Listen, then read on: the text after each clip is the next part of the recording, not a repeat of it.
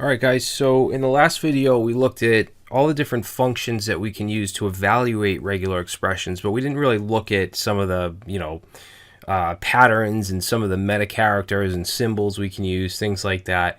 So that's what we're going to do in this video, but before we want to do that, I want to create a custom function that will basically console log and say whatever we put in contains the regular expression, or I'm sorry, the regular expression contains whatever we put in or does not contain whatever we put in. Just a cleaner way of handling the result. Okay, so let's go ahead and create a function, and we'll just call this retest for regular expression test. All right, and we're actually going to use the test method. We're going to say if, and actually this is going to take in two things, the regular expression and the string. And we're going to say if re.test wrap the string, then we want to console.log, and we're going to put in some backticks here, and we're going to say that the string matches the re.source, okay? Because the re.source will keep out the slashes and just give us the expression. Else, then what do we want to do? We want to console log. Let's just grab this. Okay, and this time we're going to say does not match the regular expression. This should actually be matches. All right, and then I also want to do exec as well, right above it. So let's see, we'll just to give us another type of output. So we'll say const str. This is what we'll actually be editing. The string will be editing, and then we'll also do const result equals re.exec, and then pass in the string, and then log the result. I'll say console.log result. All right, so we'll get two logs. Let's put a comment here. We'll say string to match, and then this will be log results. All right, and we just finally want to call this function retest and pass in re and the string. All right, so now we're going to go up above here, and this is where we're going to start to create our regular expressions. So let's say let re, and then I'm just going to keep going down and redefining re so we can do our tests. All right, so we already talked about literal characters. All right, so if we were to say re equals, and then put our slashes in to represent an expression literal, and say hello, and then in here we'll say hello world and save, and you can see null. We're getting null from this part, from the exec, and then we're getting hello world, which is the string, does not match hello, which is the expression. And the reason it doesn't match is because we don't have the case, the case sensitive flag. So if we were to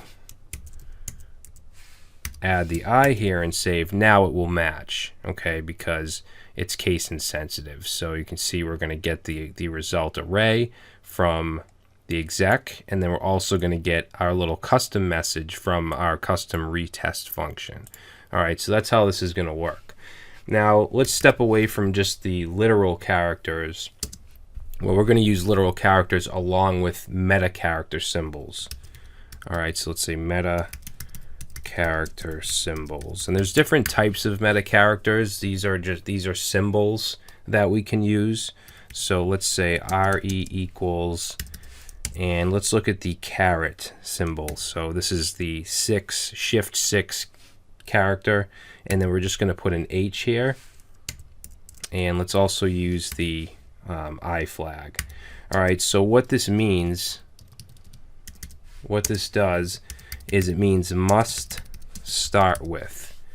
Okay, so if we go ahead and rerun this, we're going to get basically a true. Okay, hello matches this expression because it's saying that whatever this is, this string, it has to start with an H, and it can be case insensitive. If I were to remove that I, then we're going to get null, and it does not match. All right, but I'm going to keep the case insensitive flag. Now, if I were to put Brad hello world and save, we're going to get null. We're not going to get a match because it's not starting with the letter H. Okay, if I were to put an H here, HRAD or whatever, that will work because it's starting with the letter H. Okay, so just remember, this symbol means start with. Okay, and at the same time, we have ends with. So we'll say must ends with, and that's the money sign. All right, now this string hello world ends with a D, so let's go ahead and put a money sign after it. So this is saying it must end with a D. Let's save and run, and we get okay, it matches. You can see the index is at 10, which is right here. Now, it doesn't have to be just one character. We could do the word world, and that would match because it is in fact ending with the word world. We could even do a lowercase because we have the case insensitive flag. Okay, but if we did like F world and save, that's not going to work.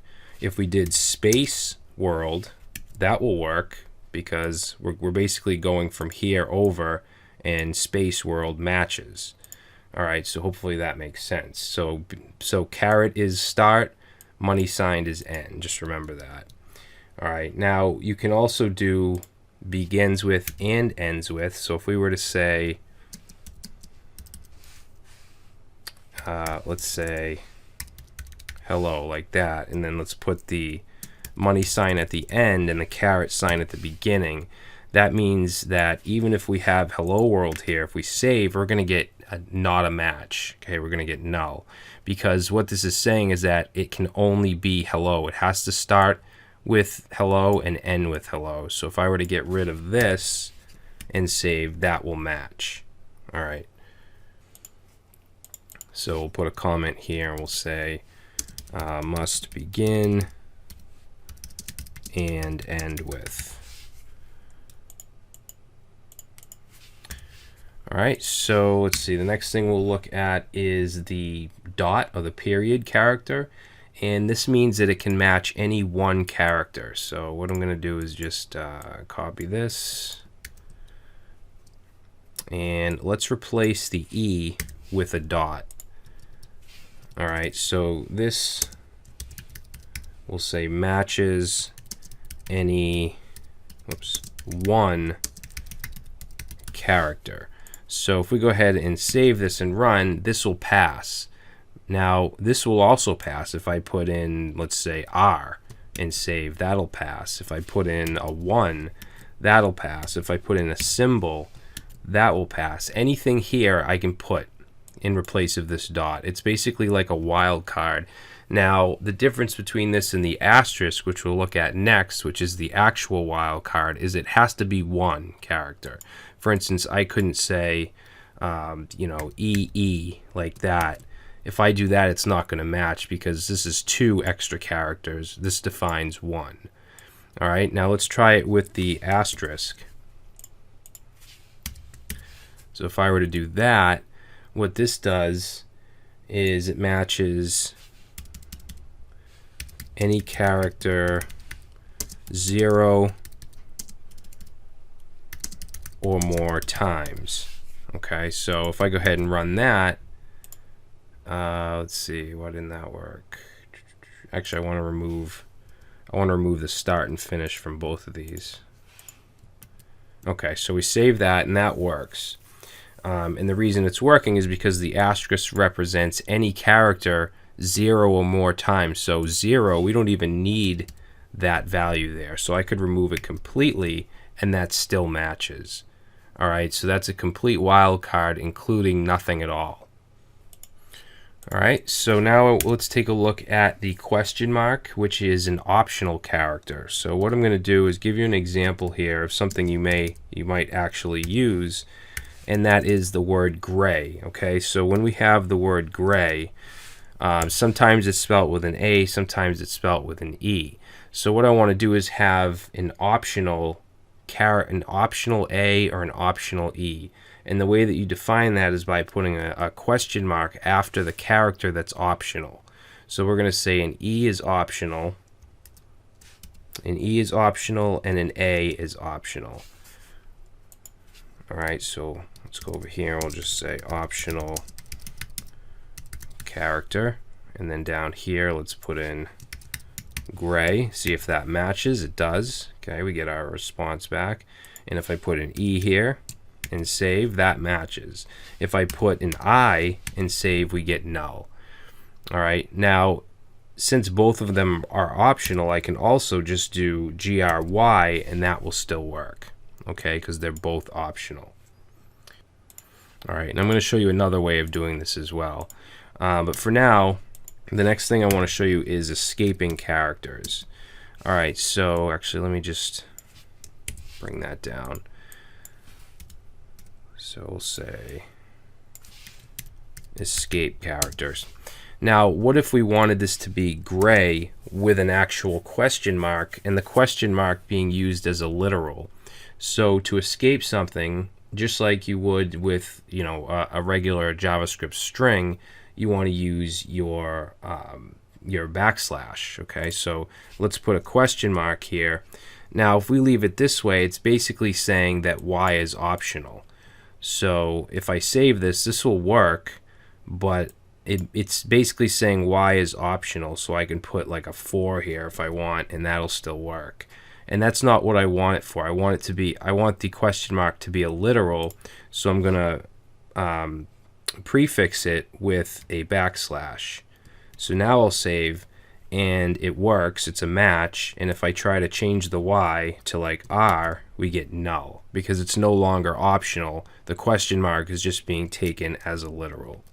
All right, so these are some of the meta character symbols. Now in the next video, I'm going to continue with this same file, and we're going to take a look at using brackets, which are used for character sets, as well as braces, curly braces, which are quantifiers, and then parentheses, which are used for grouping.